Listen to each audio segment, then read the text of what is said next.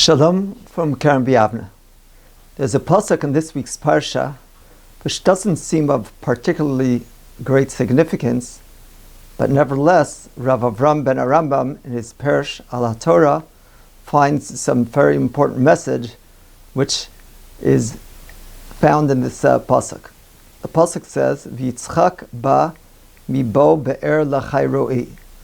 Yitzchak was coming back from Be'er Lachayroi, a place that it was associated with Nevuah, with Kedusha. And Yitzchak, when he came back from Be'er Lachayroi, he then encounters Eliezer, who came back from a successful mission in finding a wife for Yitzchak. So what important message is written there in that pasuk?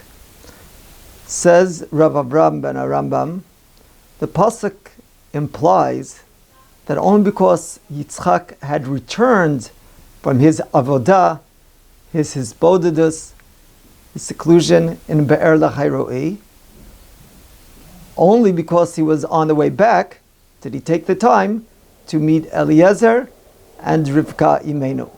However, says Rav Avram ben Arambam, had Yitzchak Avinu been on the way to his bodedus, he would not have delayed those plans for going to Be'er Lachayroi for the sake of meeting Rivka and Eliezer. He would have told them to wait a number of hours till he comes back.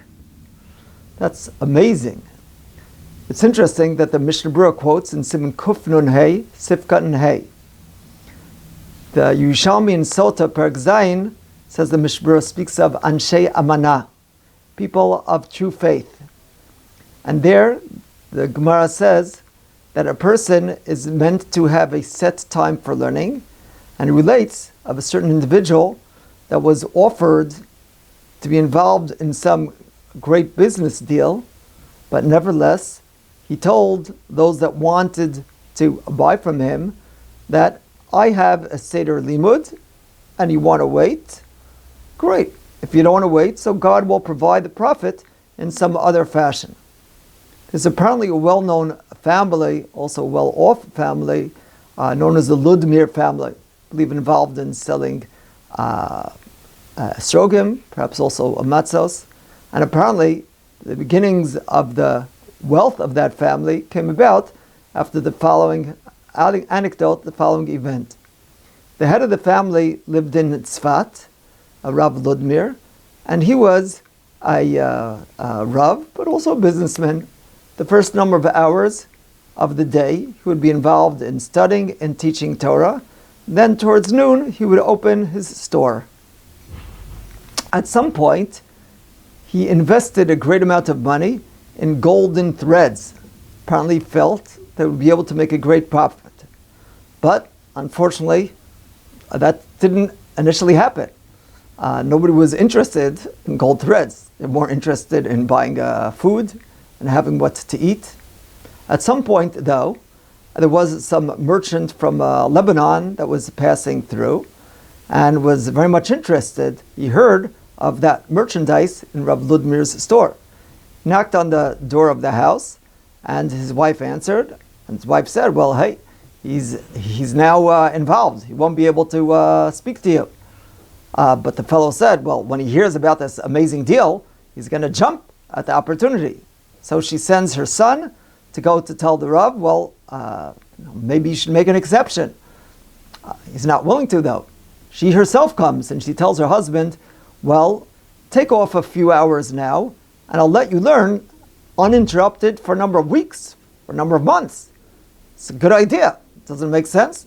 But he said, nope, I'm not interrupting my learning. The Talmidim asked the Rebbe, Rav Ludmir, well, what's going on? Doesn't it make sense to be mevatel these few hours now so you could learn more later? So he says, well, let me explain to you. Your question is a good question, but I know the ways of the yetzer. The yetzer knows that once I interrupt this first time, then there's going to be another opportunity that's going to come up for some other deal. And the yetzer will tell you, well, yesterday you interrupted learning, so you could do so today as well.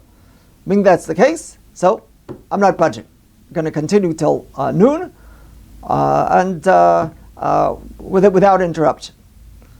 As it turns out, that the shayara, the caravan of camels of that Lebanese merchant was delayed. In the end, the fellow made his profit. We could only dream of such commitment to Torah, such commitment to our ideals, to Torah learning and to doing mitzvahs.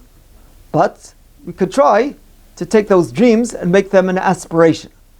May we be zocha to aspire to such heights, to be what they call in Hebrew chadur matara, to have our eye on the goal of growth in learning, of growth in Torah, and growth in mitzvahs, and to try not to deviate, even if there are all sorts of excuses that we could make to interrupt that learning.